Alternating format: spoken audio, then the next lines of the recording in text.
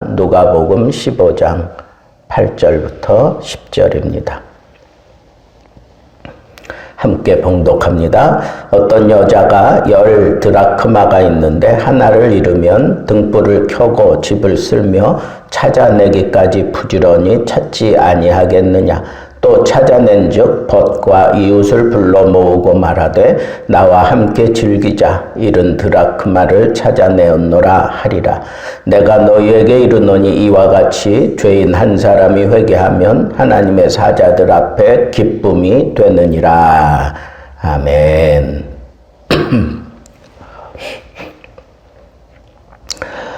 지난 시간에 우리가 잃은 양에 대해서 비유하신 주님의 그 생각을 우리가 집중하면서 하나님을 떠난 죄인의 초점을 맞췄어요. 하나님을 떠났다. 그런데 여기 잃은 드라크마 비유에서는 자기가 하나님을 떠나서 범죄하고 그리고 잘못된 그런 삶을 살면서도 깨닫지 못하고 있는 그런 어리석은 자를 바로 이렇게 드라크마에 비유했다라고 그렇게 얘기를 할 수가 있습니다. 잃은 양은 생명이기 때문에 그 생명이 위험에 처해 있다. 그리고 긍휼히 여기는 마음이 들어서 이 잃은 양을 찾아 나갈 수밖에 없다고 한다면 이 드라크마는 이 가치, 돈의 가치 때문에 찾아낼 수밖에 없다고 하는 것입니다. 그런데 이 드라크마, 한 드라크마, 그것은 하루, 노동자의 하루 품삯 정도밖에는 되지 않는데, 그 하루 품삯의 가치가 뭐 그렇게 대단한 것도 아닌데, 왜 이렇게 열심을 다해서 다 찾아내려고 했을까 하는 그런 생각을 하고 그거 찾아내고 난 다음에 친구나 벗을 불러가지고 아주 잔치를 벌이는 한 드라크마가 그렇게 주는 그 가치가 별것 아닌데 그보다 훨씬 큰 잔치를 벌여놓는 그런 걸 보면 조금 잘 이해가 안 가는 부분도 생길 수 있을 것 같아요. 그냥 찾았다고 하는 그 기쁨 때문에 이렇게 무리해서 잔치까지 해야 되는가 하는 그런 생각을 하게 되는데 사실은 여기 10 드라크마 가운데 하나를 잃어버렸다라고 그렇게 얘기하는데 우리가 초점을 모아야 되는 거예요. 이스라엘의 풍습 가운데는 남자가 여자를 이렇게 아내로 맞이하기 위해서 어떤 증표가 필요해요. 지참금이 필요한데 그게 바로 10 드라크마예요. 그러니까 여기서 10 드라크마 가운데 한 드라크마를 잃어버렸다라고 하는 것은 그냥 단순하게 한 드라크마의 가치가 아니라 10 드라크마에 담겨 있는 그 상징 그리고 그 내용이 진정한 가치다라고 하는 것을 알 수 있죠. 내가 결혼하면서 남편에게 받은 정표, 그건 돈의 가치로 환산할 수 없는 거잖아요. 그러니까 그 당시 이스라엘 여인들은 이 10 드라크마를 항상 몸에 지니고 그렇게 생활을 했다. 뭐 그런 표현도 있는데 그 10 드라크마가 이렇게 항상 흩어지지 않도록 잘 꿰어가지고 그 목걸이처럼 그렇게 몸에 부착하고 다녔다라고 그렇게 얘기를 합니다. 그러니까 여기서는 진정한 가치가 뭐냐라고 하는 것을 우리에게 깨우치는 그런 비유다라고 생각을 할 수가 있어요.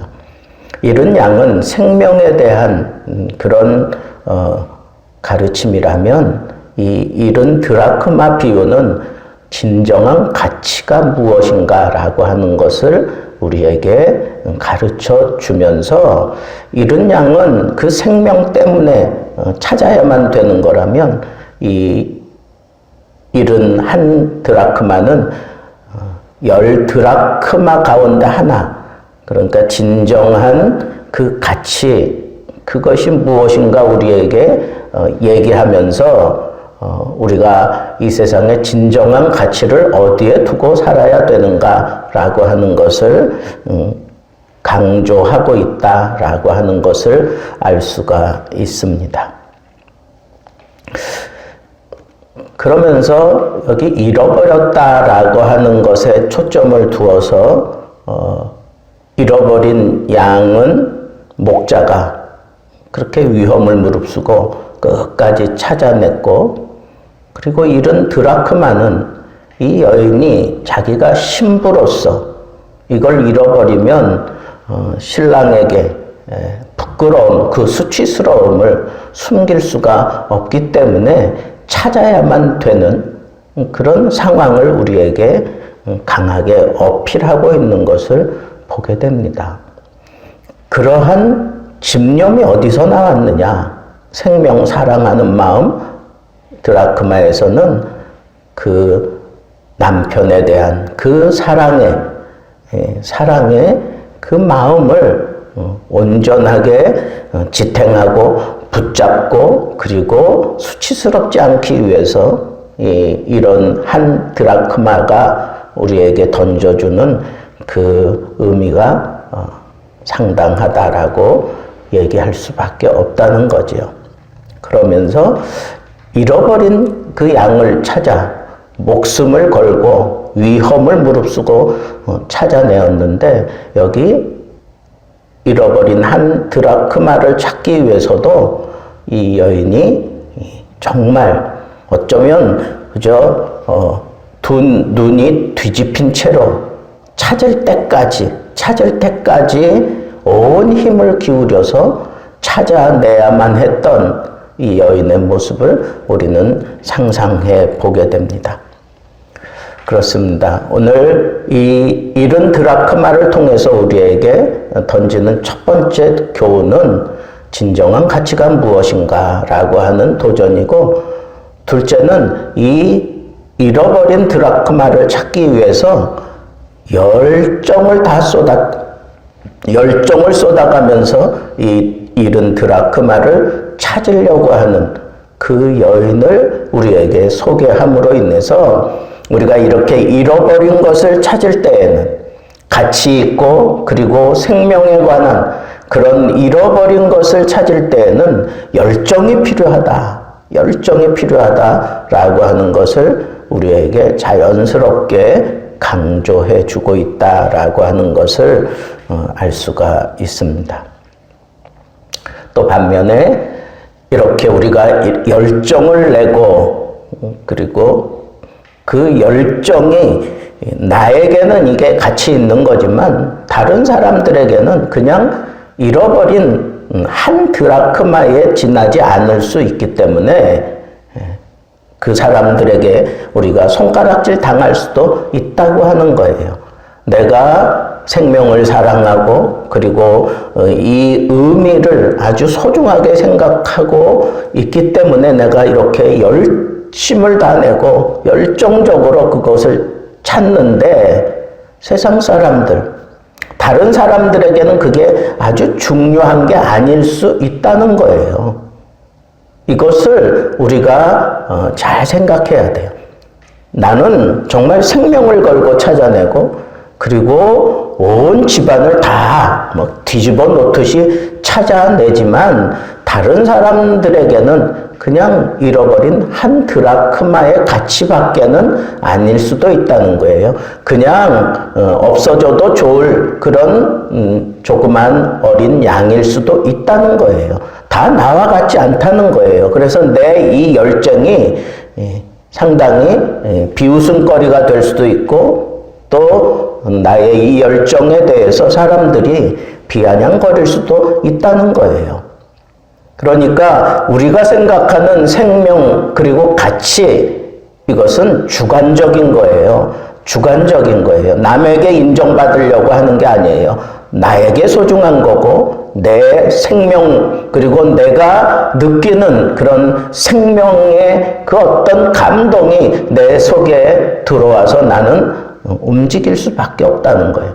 남에게 잘 보이기 위해서 하는 것도 아니고 남에게 이런 질시와 아니면 비아냥거림을 당할지라도 그걸 그냥 받아들이라는 거예요. 그럴 수 있다고 우리는 그걸 받아들이라는 거예요. 그것 가지고 무슨 어떤 논쟁의 쟁점이 되지 않는다라고 하는 거예요. 그러면서 우리가 이렇게 잃은 양을 찾으려고 또 잃은 드라크마를 찾으려고 우리의 열정을 쏟아가며 복음을 전하고 복음에서 제외된 자들을 찾으러 나가고 자기가 잘못된 자리에 있는데도 깨닫지 못하고 있는 그 사람들에 대한 그 안타까움 때문에 우리가 열정을 쏟아가며 찾으러 나가는 거, 그건 내 속에서 시작하는 거지 다른 사람들이 뭐라고 하든 상관이 없다는 거예요. 비아냥거릴 수 있어요. 또 우리를 막 어리석다고 얘기할 수도 있습니다. 어떤 경우에는 질투할 수도 있을 거예요. 그러나 오직 내 속에 그런 마음을 주신 아버지의 뜻을 따라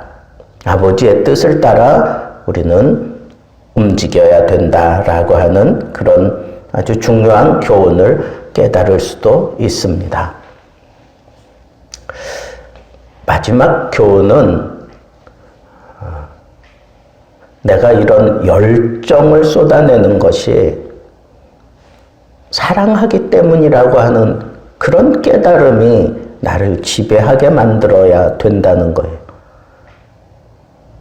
한 생명의 그 안타까움이 그 생명에 대한 사랑함으로 비롯되었다라고 하는 것을 우리는 분명하게 느껴야 되고 그걸 분명하게 얘기할 수 있어야 돼요.